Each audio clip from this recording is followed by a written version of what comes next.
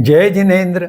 मेरे इस जैन सोल यह जैन दर्शन के वैज्ञानिक वाहिनी को लाइक करें, शेयर करें, सब्सक्राइब करें और बेल आइकॉन दबाएं।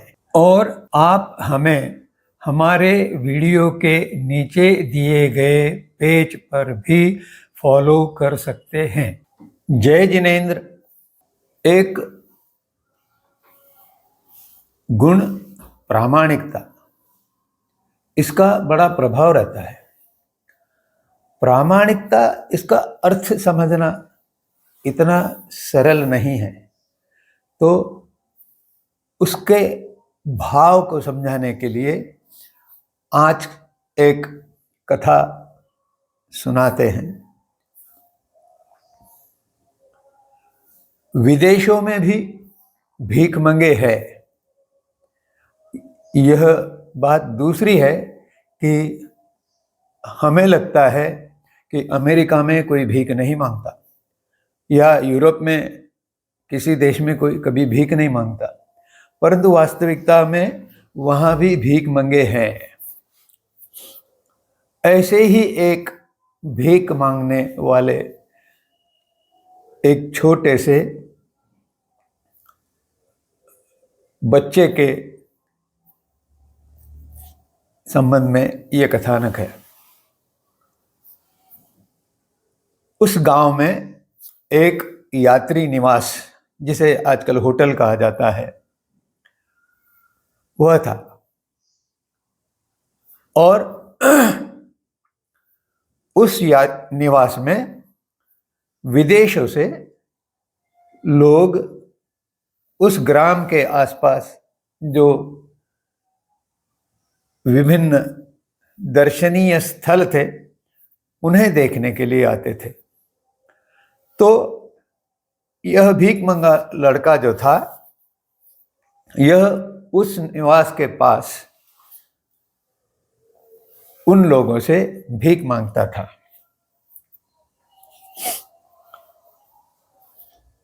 एक दिन ऐसे ही वह भीख की याचना कर रहा था, तो उसके सामने जो यात्री आया, उसके पास 1 पाउंड का नोट था और वह उस बच्चे को कुछ शीलिंग देना चाह रहा था, यानी छुट्टे कुछ देना चाहता, परंतु उसके पास छुट्टे नहीं थे।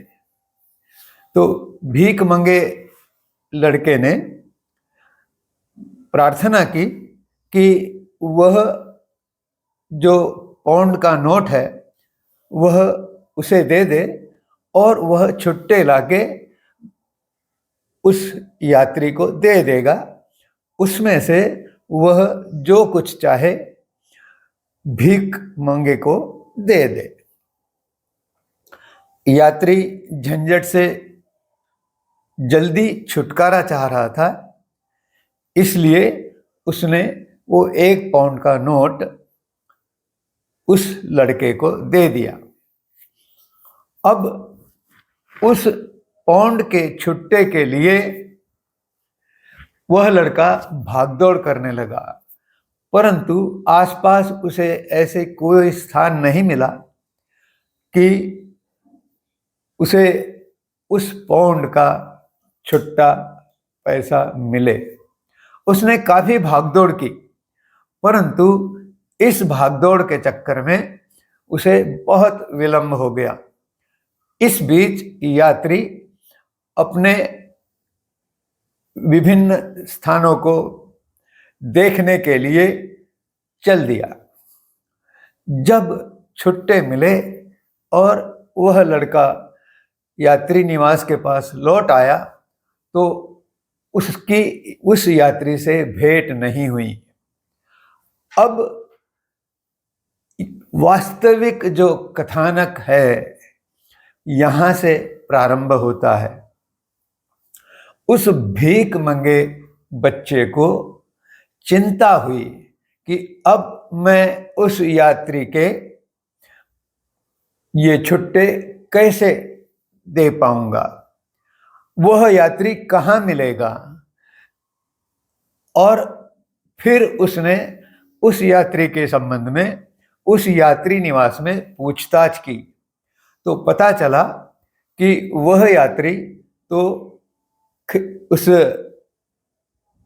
प्रेक्षणीय स्थलों को देखने के लिए चला गया है, और कब आएगा ये पता नहीं, परंतु अभी वो 1-2 दिन रुकने वाला है।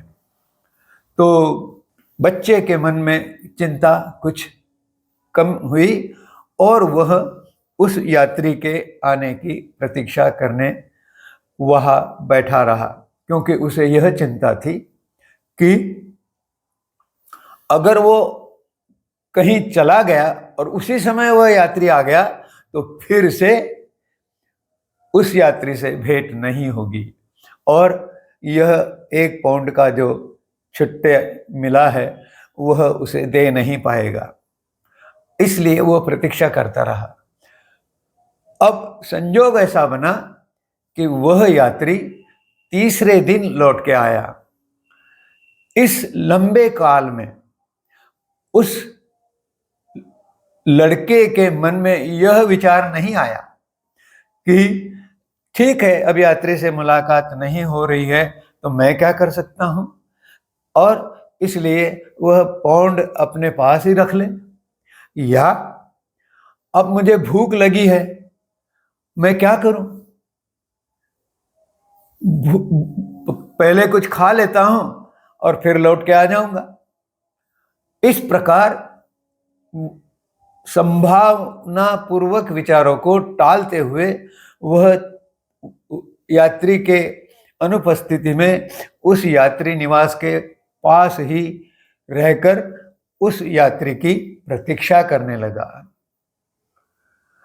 और जब तीसरे दिन यात्री लौट आया और उससे मुलाकात हुई तो उसने वे छुट्टे पैसे उस यात्री को लौटाए और फिर कहा कि अब मुझे आप कुछ दें। उसने अपने पास 1 शिलिंग भी नहीं रखा और बहुत करुण भाव से याचना की। यात्री द्वारा उसके साथ वार्तालाप किया गया। उसने कहा कि बच्चे, तुम्हारे मन में यह शंका तो नहीं आई कि मैं ये यात्री से मुलाकात नहीं कर पाया तो ये 1 पाउंड जो है वह कैसे लौटाऊंगा, या मैं अपने पास ही रख लेता हूं। तो बच्चे ने सच्ची बात बता दी और उसने साथ में यह कहा कि मैं भीख मांग रहा हूं, इसका अर्थ यह नहीं कि अन्य देशों से, अन्य भागों से यहाँ आने वाले यात्रियों के सामने मैं अपने देश को बदनामी का कलंक लगाऊं, मेरे देश की प्रतिष्ठा को गिराऊं, इसलिए मैं यहीं आपकी प्रतीक्षा करता रहा। यात्री को बड़ा अच्छा लगा, वह प्रभावित हुआ और उस प्रामाणिकता के कारण उसने उस बच्चे को सर्वप्रथम भरपेट भोजन कराया और उसके पश्चात उस बालक की शिक्षा का भी उसने उत्तरदायित्व लिया और सारी पूछताछ करते हुए उसने उस बच्चे को पाठशाला में भर्ती कराया और उसके वर्ष भर का सारा जो खर्चा था वह उस शाला में जमा कर दिया। इस प्रकार वह बच्चा न केवल भीख मांगने से छूटा अपितु उसके अपने शिक्षा के प्रति उसे स्कूल में जाने की, पाठशाला में जाने की योजना बनाई। उसके ऊपर वह अपना शिक्षा का कार्य करने लगा। यात्री की दया भावना और भीख मंगे लड़के की प्रामाणिकता, इसके कारण उस भीख मंगे का भविष्य सुधर गया। कथानक को यहाँ समाप्त करते हुए अब अभिभावक की क्या भूमिका है, इसके संबंध में संक्षेप में बताऊंगा। इसमें शिलिंग यह शब्द आया है, यह उस देश के जो व्यवहार में सिक्के हैं उसके संबंध में एक प्रकार का जो सिक्का है उसकी बात है। अब इसके आधार पे लंदन में या ब्रिटेन में पाउंड, शिलिंग और पेंस, इस प्रकार के तीन प्रकार के जो लेन देन के सिक्के हैं उसके संबंध में जानकारी देने से बच्चे को वह भी ज्ञान मिलेगा। साथ में भारत देश में रुपया और पैसा, ये दो बातें हैं, उनका भी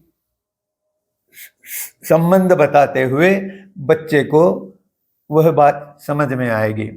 और यदि चाहे तो और एक दो देशों के भी जिसके संबंध में उसके पाठ्यक्रम में जानकारी आई हो तो उसके संबंध में भी वह जानकारी दे सकते हैं। जैसे अमेरिका में डॉलर, शिलिंग और पेंस है। इस प्रकार उसकी विश्व में चलने वाले लेन देन के व्यवहार के लिए जो करेंसी है उसके संबंध में बच्चे को कथानक बताते बताते जानकारी मिलेगी। दूसरा, भारत में धर्मशालाओं का जो प्रचलन है जिसमें यात्री रुकते हैं और अन्य देशों में जो होटल का प्रचलन है उसके संबंध में जो भेद है वह बताया जा सकता है।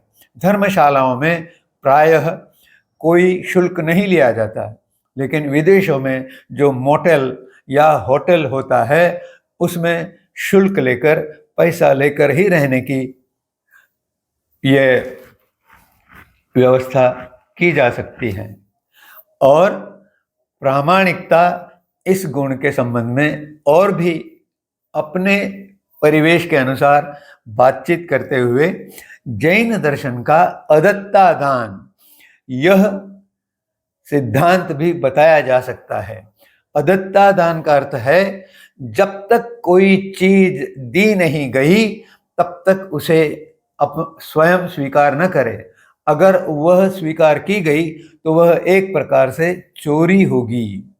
इसलिए इस कथानक में उस बालक ने अदत्ता दान सिद्धांत का, जैन के अदत्ता दान सिद्धांत का उपयोग करके अपनी स्वयं की प्रतिष्ठा बढ़ाई। आज का चित्रण समाप्त करते हुए मैं विनम्रतापूर्वक प्रार्थना करना चाहता हूँ कि आपके मन में जो शंकाएं या संदेह उत्पन्न होते हैं उनसे अपने मस्तिष्क को खराब न करें। केवल कमेंट सेक्शन का उपयोग करते हुए आप उन शंकाओं और संदेहों का निवारण मुझसे प्राप्त कर सकते हैं। जय जिनेंद्र।